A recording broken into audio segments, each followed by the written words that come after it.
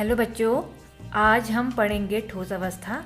ये जो चैप्टर है ये क्लास 12th का फर्स्ट चैप्टर है और जो NCERT हिंदी मीडियम के जो बच्चे हैं उनके लिए ये मेन रूप से मैंने बनाई है। तो आइए पढ़ते हैं ठोस अवस्था को। अब ये जो ठोस अवस्था है ये आया है कहाँ से, पहले तो हम देखते हैं कि ठोस कहाँ से पहुँचा। हमने स्टेट्स ऑफ मैटर की बात सुनी है, स्टेट्स ऑफ मैटर, ठीक है। ये हम बोलते हैं द्रव्य की अवस्थाएं, ठीक है। द्रव्य की अवस्थाएं हमने पढ़ा है। अब ये द्रव्य क्या है, मैं यहाँ पे को आप लोगों का कंफ्यूजन क्लियर करना चाहूँगी। बहुत सारे बच्चे द्रव्य और द्रव में बहुत कंफ्यूजन करते हैं। उनका इवन जब वो बोलते हैं तब भी उनको कंफ्यूजन इसमें वो क्रिएट करते हैं। तो इसके लिए क्या है, द्रव तो अपने आप में एक क्या है, लिक्विड है, और जो द्रव्य है वो अपने आप में क्या है, मैटर है, ठीक है। द्रव्य एक मैटर है और द्रव्य की होती हैं 3 अवस्थाएं, ठोस, द्रव और गैस। और कहीं ना कहीं जो द्रव है वो द्रव्य का ही एक भाग है, इसकी एक अवस्था है द्रव की। इसीलिए इस द्रव्य की जो 3 अवस्थाओं में से हम पहली अवस्था पढ़ रहे हैं, ठोस अवस्था, ठीक है। अब ठोस अवस्था के बारे में अगर हम देखें तो हम स्टार्टिंग से ही या बचपन से ही हम ये चीज़ पढ़ते हुए आए हैं कि जो ठोस होते हैं उनका आकार और आयतन निश्चित होता है, वो डेफिनेट होता है। और क्योंकि इसके अंदर जो अणु, परमाणु या फिर आयन जो होते हैं वो क्या होते हैं, क्लोज पैक्ड होते हैं। क्लोज पैक्ड होता है, इसका मतलब ये जो ऐसे जो अणु, आयन, परमाणु जो होंगे ये कुछ भी हो सकते हैं, अणु भी हो सकते हैं, मॉलिक्यूल्स भी हो सकते हैं, एटम्स भी हो सकते हैं, आयंस भी हो सकते हैं, ठीक है। ये क्या होते हैं, ये इनके बीच में अंतर आणविक अवकाश नहीं पाया जाता है। दैट मीन्स कि इंटरमॉलिक्यूलर स्पेस नहीं पाया जाता, जिसको हम रिक्त स्थान भी बोलते हैं, रिक्त स्थान नहीं पाया जाता है। वो नहीं पाए जाने के कारण क्या होता है, ये क्लोज पैक्ड हो जाते हैं। क्लोज पैक्ड होते हैं तो इसलिए कठोर हो जाते हैं, ठीक है। इसीलिए हमने कहा कि जो ठोस क्या होता है उनका आकार और आयतन निश्चित होता है, और ये क्या होते हैं, ठोस क्लोज पैक्ड होते हैं और कठोर होते हैं। आगे बढ़ते हैं। ये तो जनरल सी बात होगी, हम बचपन से इसको पढ़ते हुए आए हैं। अब हम ठोस जो होते हैं, ठोस के प्रकार पढ़ते हैं। कितने प्रकार के होंगे? ठोस के प्रकार 2 प्रकार के हैं, क्रिस्टलीय ठोस, ठीक। अगला है अक्रिस्टलीय ठोस,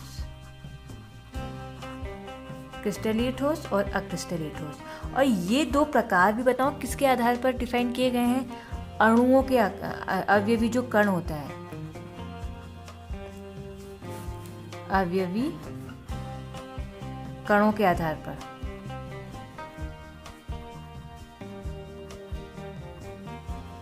अवयवी कणों के आधार पर ये क्रिस्टलीय और अक्रिस्टलीय 2 प्रकार के होते हैं। क्रिस्टलाइन सॉलिड्स और अक्रिस्टलाइन सॉलिड्स होते हैं अवयवी कणों के आधार पर। और ये अवयवी कण क्या हैं, मैंने अभी बोला ना आपसे, अणु, परमाणु या आयन, इन तीनों को हम पढ़ेंगे अवयवी कण। या फिर आप कहीं पर देखेंगे इनको लिखा है घटकीय कण या फिर घटक कण। अवयवी कण, घटकीय कण या घटक कण, या फिर अणु, परमाणु, आयन, ये तीनों चीज़ एक ही है। इसमें आपको कन्फ्यूजन करने की ज़रूरत नहीं है कि ये क्या होता है। अभी अवयवी कण हैं, होते क्या हैं, जैसे अब हम क्रिस्टलीय सॉलिड्स पढ़ते हैं, इससे आप समझेंगे। पहले हमने पढ़ा क्रिस्टलाइन सॉलिड्स क्या होते हैं।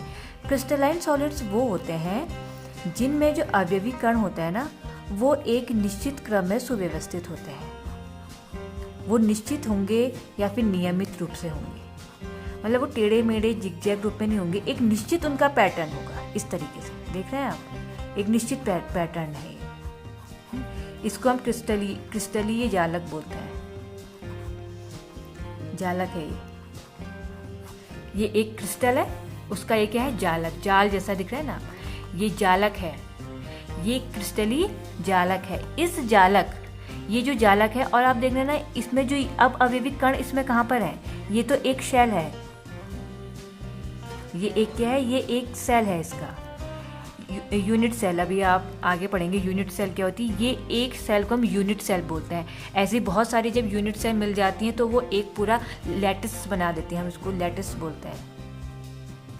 जालक को हम लैटिस बोलते हैं। और एक जब यूनिट सेल, एक जैसी हज़ारों यूनिट सेल जब आपस में मिल जाए एक जैसी बोल रही हूँ मैं, एक जैसे मतलब एक ही के तरह, तो वो क्रिस्टलीय जालक बना देती है, लैटिस बना देती है एक जैसी सारी। तो इसमें जो ये अणु है ना, ये है इसमें ये अणु, परमाणु, आयन कुछ भी हो सकते हैं, या तो सब अणु होंगे, सब परमाणु होंगे, या सब आयन्स होंगे। जैसे NaCl का क्रिस्टल, Na पॉजिटिव होगा इसमें, ये नेगेटिव होगा, तो ये NaCl आयन होगा, उसका क्रिस्टल होगा। माना Na positive Cl negative, Na positive Cl negative, Cl negative. अब Na के साथ Cl ही आएगा, Na के साथ Na तो नहीं लगाएंगे ना, NaCl NaCl, Cl negative, NaCl negative, Na positive, Cl negative, Na positive. इस तरीके से आप देख रहे हैं, ये एक NaCl का लैटिस है, एक क्रिस्टल उसका हो गया ये। तो ये क्या है, इसमें क्या होता है, क्रिस्टलीय जो ये क्रिस्टलीय ठोस में होता है, क्रिस्टलीय ठोस में क्या होता है, जो सारे अणु, आयन, परमाणु होते हैं, उनका क्रम एक सुव्यवस्थित तरीके से होता है, कोई जिगजैग मोड में नहीं होता है, इसलिए हम इनको क्या बोलते हैं, क्रिस्टलीय ठोस बोलते हैं। ठीक, क्रिस्टलीय ठोस हम इसको कहते हैं। आप इनको देख सकते हैं, आप इसमें से नोट्स भी बना सकते हैं आसानी से, ये जो मैंने लिखा है, इसमें बहुत सारा लिखा है, मैं समझा आपको थोड़ा बहुत रही हूँ। आगे हम चलते हैं, ये बहुत सारा मैटर क्योंकि थ्योरेटिकल है, आपको इसको याद ही करना है, और ये इंपॉर्टेंट भी है, ये क्वेश्चन कभी कभार पूछ भी लिया जाता है। आगे चलते हैं, अब हम क्रिस्टलीय ठोस के बारे में तो हमने पढ़ लिया, अब हम अक्रिस्टलीय ठोस को देखते हैं। अभी अक्रिस्टलीय ठोस क्या होता है, इसके विपरीत अक्रिस्टलीय ठोस होंगे। अक्रिस्टलीय ठोस वो होते हैं जिनके जो अणु, आयन, परमाणु होते हैं, या फिर हम कहेंगे जिसके जो अवयवी कण जो होते हैं, वो एक निश्चित पैटर्न में नहीं होते हैं, वो एक निश्चित पैटर्न में नहीं होते हैं, वो इस तरीके के होंगे। जैसे ये हेक्सागोनल है, तो ये यहाँ पर वो आपका पेंटागोनल आ जाएगा, फिर ये हेक्सागोनल आ जाएगा आपका, ये ऑक्टागोनल आ जाएगा। इस तरीके से वो एक कोई यहाँ पे कोई ऐसे करके ये ट्राइगोनल होगी, पेंटागोनल में आ गया। मतलब ये होता है, ये एक निश्चित पैटर्न में नहीं है। अगर आपको 2-3 पेंटागोनल दिख रहे हैं तो उसके बगल में फिर हेक्सागोनल आ जाएगा। अगर आपको 4-5 हेक्सागोनल दिख रहे हैं तो फिर एक पेंटागोनल या ऑक्टागोनल आ जाएगा।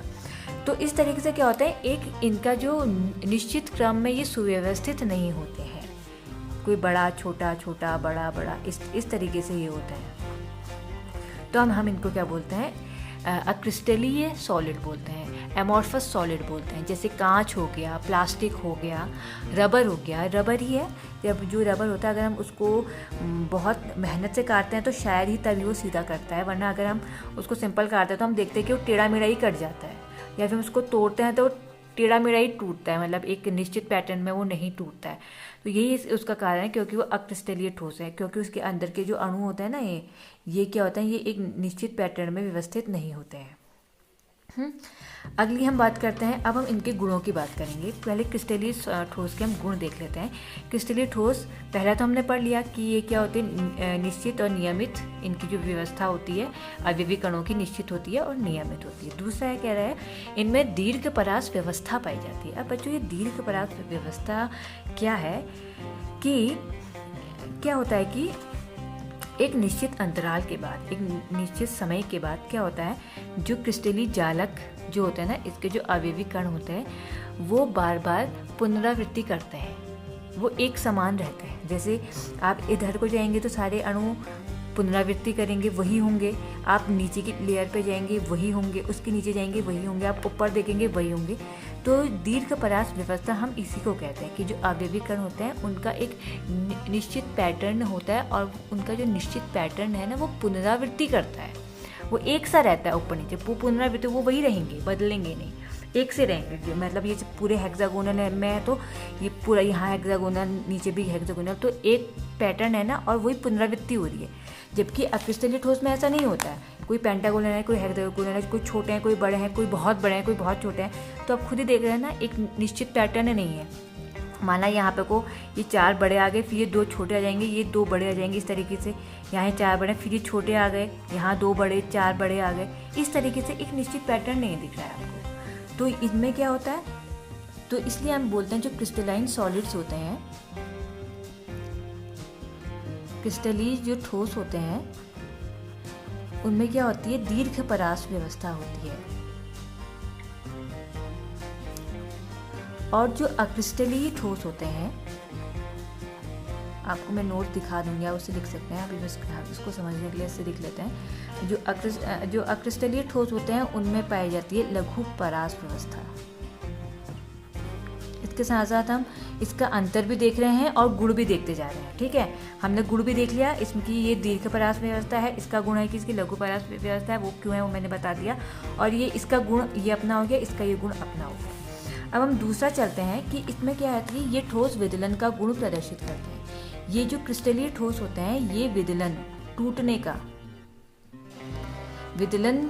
का गुण प्रदर्शित करते हैं। ये टूटने का गुण ये भी प्रदर्शित करता है। लेकिन जब इनको तोड़ा जाता है, इनको जब काटा जाता है या तोड़ा जाता है, तो ये एक निश्चित पैटर्न में करते हैं। और जब ये करते हैं तो इनकी जो सतह होती है वो खुरदुरी नहीं होती, वो चिकनी रहती है। बल्कि जो इनका होता है ये भी विदलन का गुण तो प्रदर्शित करते हैं, लेकिन जब इनको काटा जाता है या तोड़ा जाता है तो इनकी जो सतह होती है काटने वाली, जो जैसे अगर कोई कांच है उसको हम तोड़ते हैं तो उसकी जो सतह होगी ना, जो कटी हुई, वो खुरदुरी रहती है, वो चिकनी नहीं रहती है। बल्कि इनकी क्या होती है, चिकनी रहती है। क्योंकि इसमें सभी जो क्रिस्टलीय ठोस होते हैं सब मेटल्स ही होते हैं। तो हम खुद ही अगर हम सोने को काटते हैं तो हम देखते हैं कि वो चिकना है। अब क्रिस्टलीय में अगर हम देखें, कांच देखें, जब कांच टूटता है तो उसकी दीवार हमको खुरदुरी सी लगती है, या फिर जब प्लास्टिक को ही काटते हैं तो वो खुरदुरा हो जाता है।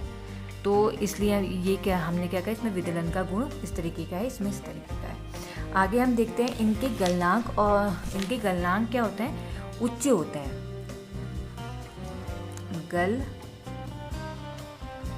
गलनांक व क्वथनांक भी लिख सकते हैं, मैंने लिखा नहीं है। गलनांक व क्वथनांक क्या होते हैं, इनके निश्चित होते हैं,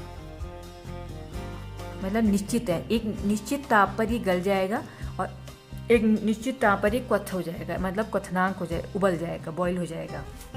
अब देखो, और लेकिन इसके जो गलनांक हैं और जो क्वथनांक हैं वो निश्चित नहीं होते हैं।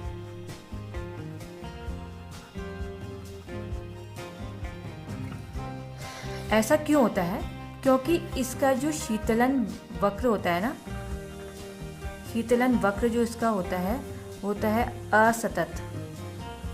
असतत शीतलन वक्र होने के कारण इनका गलनांक और क्वथनांक निश्चित होता है।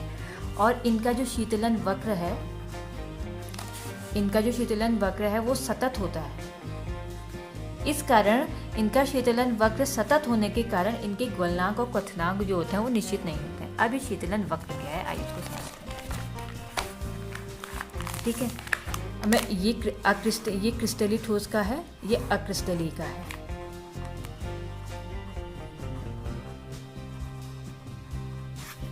क्रिस्टलाइन का है, ये एमोर्फस का है।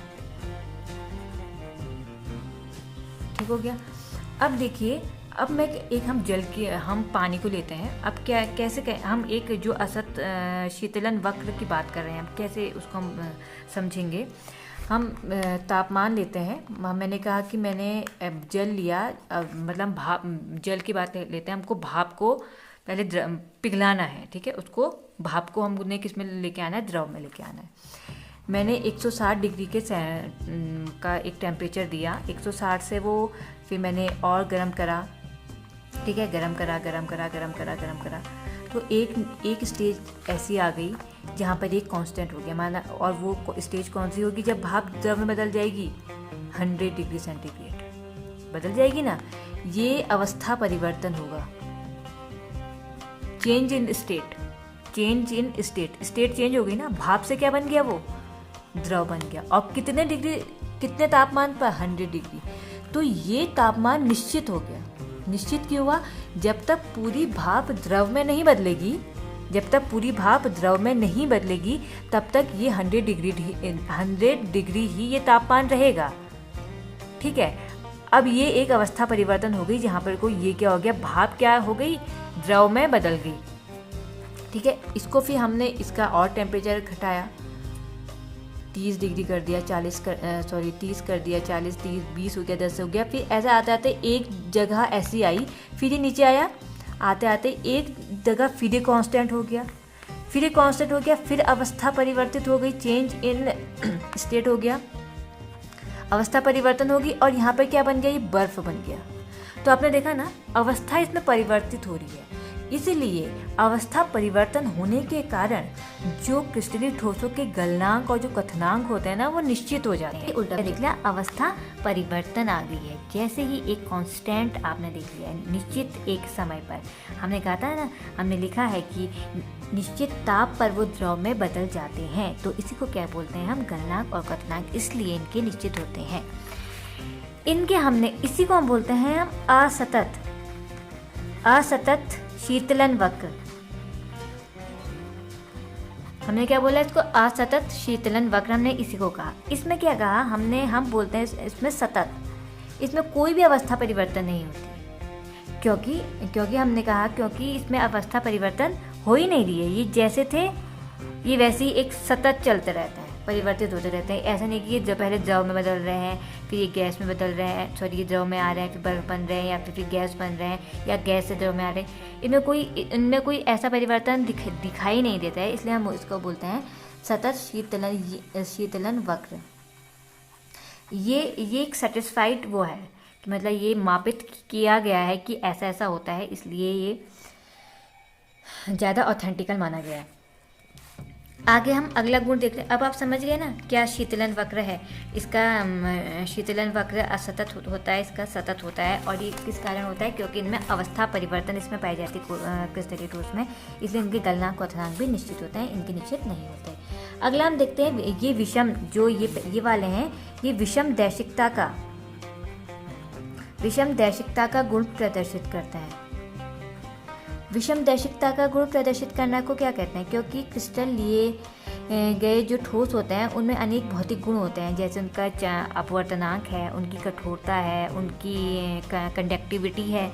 इन सब का जो मान होता है ना वो हर एक दिशा में समान इसमें नहीं होता है। विषम दैशिकता का मतलब दिशाओं में, अलग अलग दिशाओं में, विषम मतलब अलग अलग दिशाओं में इनका जो गुण होता है वो समान नहीं होता, विषम होता है। ठीक है, अब देखो कैसे होता है।